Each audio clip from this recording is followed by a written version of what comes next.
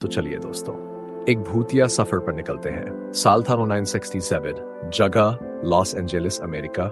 यहाँ रहती थी एलिस जेंडर अपने दो बेटियों पॉलिना और डोरिस के साथ एक पुराने से घर में। एलिस का पति कुछ ही महीने पहले इस दुनिया को अलविदा कह चुका था और अब ये तीनों औरतें अपने दर्द, अकेलेपन और मजबूरी के साथ किसी तरह जिंदगी काट रही थी। घर चलाने के लिए एलिस ने एक अजीब रास्ता चुना था। वो खुद को जादूगरनी यानी एक मीडियम बताती थी।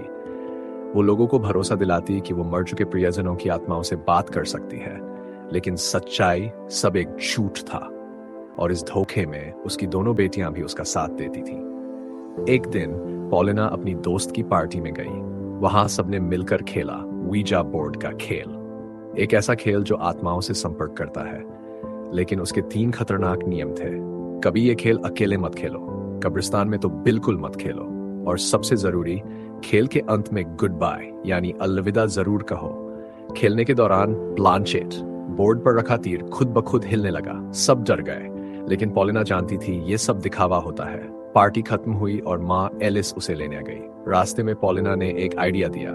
माँ, क्यों ना हम भी अपने घर में एक वीजा बोर्ड रखें, इससे हमारे क्लाइंट्स को और आसानी से बेवकूफ बना सकते हैं। एलिस को यह आइडिया पसंद आया और अगली सुबह वो घर में एक ओरिजिनल वीजा बोर्ड लेकर आ गई। डोरिस स्कूल गई थी, लेकिन स्कूल में उसके साथ बच्चे बहुत बुरा बर्ताव कर रहे थे। एलिस उसे लेकर घर लौटी और सोचने लगी क्यों न खुद ही एक बार इस बोर्ड को आजमा कर देखा जाए, लेकिन गलती हो गई। उसने बोर्ड अकेले खेला, नियम नंबर 1 टूट गया। जैसे ही वो आत्मा को बुलाने लगी, प्लांचेट हिलने लगा, लेकिन कुछ जवाब नहीं मिले। और तभी ऊपर कमरे में डोरिस ने अचानक बोलना शुरू कर दिया। वो हर वो सवाल का जवाब दे रही थी जो एलिस नीचे बोर्ड से पूछ रही थी। तुम कौन हो? एलिस ने पूछा। डोरिस की आवाज बदल गई। मार्क्स, उसने जवाब दिया, यानी कोई आत्मा डोरिस के अंदर घुस चुकी थी। खेल तो बंद हो गया, लेकिन एलिस अलविदा कहना भूल गई। नियम नंबर 3 भी टूट गया। रात को डोरिस चुपके से फिर वीजा बोर्ड के पास गई। उसे लगा शायद वो अपने पापा रोजर से बात कर सकती है, और फिर प्लांचेट अपने आप हिलने लगा। पापा, क्या आप हो? और डोरिस की आंखों से आंसू गिरने लगे। उसे लगा मैंने पापा से संपर्क कर लिया है। अगली सुबह स्कूल में फादर टॉम ने एलिस को बुलाया। डोरिस का होमवर्क वो कमाल का था, जो बच्ची कभी बोलती तक नहीं थी। जुलात अब इतनी समझदारी की बातें कर रही थी। घर वापस आते ही एलिस को एक और झटका लगा। घर टैक्स न देने की वजह से जब्त होने वाला था। सब परेशान थे, लेकिन डोरिस ने कहा, पापा ने मुझे बताया है कि बेसमेंट में एक अलमारी है जिसमें ढेर सारा पैसा रखा है। एलिस को यकीन नहीं हुआ, लेकिन जब उन्होंने वो अलमारी खोली, सचमुच पैसे थे। अब एलिस को यकीन हो गया कि डोरिस ने सच में आत्मा से बात की है, और शायद वो आत्मा रोजर की ही है। अब तीनों ने मिलकर एक बार फिर से वीजा बोर्ड खेला, इस बार अपने पापा से बात करने के लिए। एलिस ने एक सवाल पूछा, ऐसा सवाल जिसका जवाब सिर्फ रोजर और एलिस जानते थे, और जब उसे सही जवाब मिला उसकी आंखें भर आईं। ये मेरे रोजर ही हैं, एलिस ने कहा। अब एलिस को यकीन हो गया था, ये बोर्ड सच में आत्माओं से जोड़ता है। डोरिस अब कहने लगी, माँ, मैं आत्माओं को देख सकती हूँ, लेकिन जो दिखाई दे रहा था वो क्या सच में पापा थे या कोई डरावनी बुरी आत्मा जो इस मासूम बच्ची का इस्तेमाल कर रही थी। और यहीं से भयानक घटनाएं शुरू होती हैं, जिसने पूरे जेंडर परिवार को एक भयानक अंधेरे में धकेल दिया। जब एलिस अपनी बेटियों के साथ भूतों से खेलने का खतरनाक खेल शुरू कर चुकी थी, पर अब खेल नहीं रहा, यह हकीकत बन चुका था। एलिस अब अपने क्लाइंट्स को सच में उनके मरे हुए रिश्तेदारों से जोड़ने की कोशिश कर रही थी, लेकिन पॉलिना को इस पूरे झूठ से चिढ़ थी। उसने साफ मना कर दिया, मैं इस ड्रामे का हिस्सा नहीं बनूंगी। पर एलिस ने हार नहीं मानी। उसने डोरिस को इस खेल में शामिल रखा, क्योंकि डोरिस तो अब कुछ और ही बन चुकी थी। डोरिस अब स्कूल तक जाना बंद कर चुकी थी। हर दिन वीजा बोर्ड के सामने बैठती और अजीब अजीब आवाजें निकालती, कभी माँ जैसी, कभी पापा जैसी, कभी किसी बूढ़ी औरत जैसी। क्लाइंट्स हैरान थे। वो मान बैठे कि डोरिस सच में आत्माओं से बात करती है, और एलिस का धंधा चल पड़ा जोरों पर। लेकिन हर रोज डोरिस को अपनी गर्दन में भयानक दर्द महसूस होता। कुछ भारी, कुछ अदृश्य उसके ऊपर बैठा था। एक दिन उसने प्लांचेट उठाया और आईने में देखा, उसके कंधे पर एक भूत बैठा था। वो चिल्लाई, डर से कांप उठी और तभी वो आत्मा सीधे उसके अंदर घुस गई। अब डोरिस पूरी तरह से कब्जे में थी और उसकी आंखें बदल गई थी। चेहरा शांत था, पर रूह अब उसकी अपनी नहीं रही। उसने धीरे से अपनी बहन पॉलिना के कान में कुछ फुसफुसाया, कुछ ऐसा जिसने पॉलिना को भी रात को भयानक बुरे सपने दिखाने शुरू कर दिए। अगले दिन स्कूल में कुछ लड़कों ने डोरिस को चिढ़ाना चाहा, पर इस बार डोरिस ने अपनी शक्तियों से उन्हें जोरदार चोट पहुंचाई। कोई छू नहीं पाया उसे। शाम को पॉलिना का दोस्त घर आया। डोरिस ने उसे घूरकर पूछा, अगर कोई गला घोट दे तो कैसा महसूस होगा, कितना दर्द होगा? हाँ। लड़का घबरा गया और भाग गया।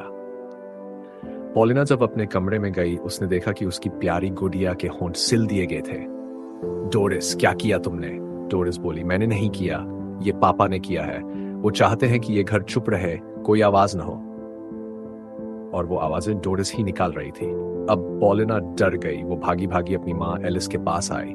माँ, मुझे लगता है डोरिस पागल हो रही है, वो पहले जैसी नहीं रही।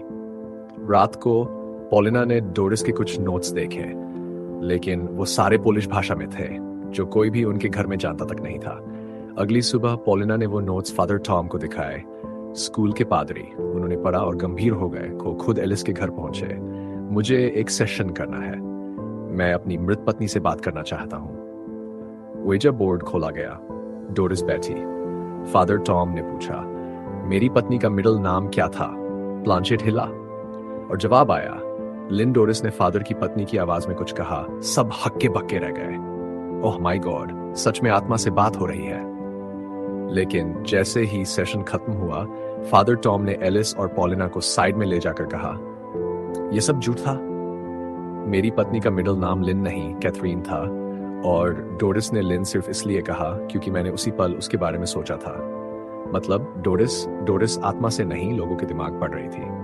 अब फादर टॉम ने सच्चाई बताई। ओपन कोट, जो कागज तुमने मुझे दिए थे पॉलिना, उसमें एक आदमी मार्क्स की कहानी है। वो पोलैंड से अमेरिका आया था और एक पागल डॉक्टर ने उसे पकड़ लिया। उस डॉक्टर ने उसे बेसमेंट में बंद कर दिया, उस पर भयानक प्रयोग किए, उसे टुकड़ों में काटा और अंत में मार डाला। और वो सब इसी घर के अंदर हुआ था। Close coat. अब एलिस को समझ में आने लगा, ये घर, ये आत्माएं, ये बोर्ड, सब कुछ शैतानी ताकतों से जुड़ा है। और अब डोरिस सिर्फ एक बच्ची नहीं रही, वो बन चुकी थी एक दरवाजा उस अंधेरे के लिए जो अब खुल चुका था। लॉस एंजेलिस का वो घर जो अब एक घर नहीं, एक कब्रिस्तान बन चुका था। हाँ दोस्तों, वही घर जो पहले कभी एक पागल डॉक्टर का हुआ करता था। उस डॉक्टर ने यहाँ कई मासूम लोगों को मार डाला था। उनकी लाशें आज भी उसी घर की दीवारों में, बेसमेंट की परतों में छुपी पड़ी थी। और यहीं एलिस अपनी बेटियों के साथ रह रही थी, बिना ये जाने कि हर दीवार के पीछे मौत सांस ले रही है।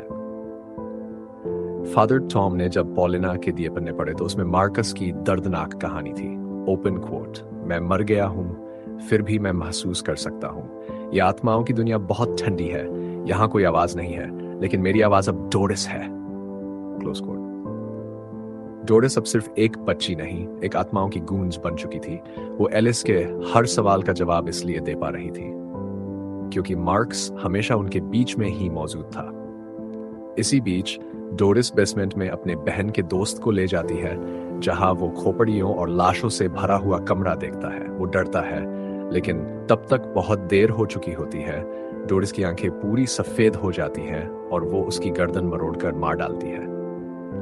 दूसरी तरफ फादर टॉम एलिस और पॉलिना को लेकर नीचे आता है, लेकिन तब तक उस लड़के की लाश फांसी पर झूल रही होती है, जैसे कि उसने खुद आत्महत्या कर ली हो, पर हकीकत कुछ और थी। टॉम तहखाने की दीवारें खंगालता है। उसे वहां एक छुपा हुआ दरवाजा मिलता है जहां डॉक्टर की पुरानी लैब थी, और वहीं की आत्माएं अब जाग चुकी थी। और फिर आत्माएं खुद फादर टॉम पर हमला कर देती है, उसे काबू में कर लेती है। और अब फादर टॉम खुद बन जाता है शैतानी ताकत का गुलाम। वो एलिस और पॉलिना पर हमला करता है और अंत में वो आत्मा उसका दम घोंटकर उसे मार देती है। अब बारी है डोरिस की। वो पूरी तरह कब्जे में आ चुकी है। उसकी आंखों में अब इंसानियत नहीं, सिर्फ अंधेरा है। एलिस अपनी बेटी को बचाने की आखिरी कोशिश करती है, उसे बेसमेंट में ले जाकर बेहोश करती है। अब पॉलिना अपने पिता की आत्मा से प्रभावित हो चुकी थी, जिसने उससे कहा, आवाजों को रोक दो, गुड़िया की तरह डोरिस को भी बंद कर दो। पोलिना अब समझ चुकी थी डोरिस एक माध्यम है और उसे बंद करना ही होगा। फाइनल सीन, पोलिना सिलाई की सुई लेकर आई। डोरिस अपनी मां को मारने वाली थी, तभी पोलिना ने अपनी छोटी बहन पर हमला कर दिया। डोरिस के चेहरे पर कई काले भूतिया हाथ उभर आते हैं, उसे रोकने की कोशिश करते हैं, पर पोलिना नहीं रुकी। उसने डोरिस के होंठ सिल दिए और जैसे ही उसने ये किया सब कुछ शांत हो गया। आत्माएं चली गई और डोरिस मर गई। मरने के बाद डोरिस की आत्मा अपने पिता की आत्मा से मिलती है, शांति पाती है, लेकिन घर में अभी भी एक अंधेरा बाकी है। अब हम देख पाते हैं सालों बाद मानसिक अस्पताल में उस पर अपनी मां और बहन की हत्या का आरोप था, लेकिन सच्चाई, पुलिस को डोरिस का शव कभी नहीं मिला और पोलिना ने भी एक शब्द नहीं कहा। डॉक्टर उससे बात करते हैं और फिर उसे उसके कमरे में वापस भेज देते हैं। कमरे में जाते ही पोलिना अपने खून से एक ओइजा बोर्ड बनाती है, हाँ, अपने ही खून से, और वो करती है अपनी बहन डोरिस की आत्मा को बुलाने की कोशिश। थोड़ी ही देर में डोरिस की आत्मा कमरे में प्रकट हो जाती है। वो अब भी वैसी ही दिख रही थी, मासूम सी, पर उसकी आंखों में अजीब सा खालीपन था। सीन बदलता है। डॉक्टर पोलिना के कमरे के पास से गुजरती है। उसे कुछ अजीब सा एहसास होता है, एक ठंडक, एक डर। वो कमरे की तरफ देखती है। पोलिना खड़ी है, शांत, लेकिन डॉक्टर को ये नहीं दिखता डोरिस की आत्मा, जो उल्टी लटकी हुई भयानक अंदाज में पोलिना के पीछे मंडरा रही है। और यहीं पर फिल्म की स्क्रीन काली हो जाती है, एक आखिरी डरावनी सांस के साथ। और गाइस, यही था पूरा सफर विजा आउट ऑफ इविल का। एक कहानी, दर्द, आत्माओं और अंधेरे की। पर रुकिए, कहानी यहीं खत्म नहीं होती, क्योंकि मैंने इसका पार्ट 2 भी एक्सप्लेन किया है, जिसका लिंक आपको कमेंट बॉक्स और डिस्क्रिप्शन में मिल जाएगा। अगर आपको वीडियो पसंद आया हो तो लाइक करो, कमेंट करो, शेयर करो और चैनल को सब्सक्राइब जरूर करना। आपके एक क्लिक से हमें मोटिवेशन मिलता है अगली डरावनी कहानी लाने का। मिलते हैं नेक्स्ट वीडियो में एक और हॉरर कहानी के साथ।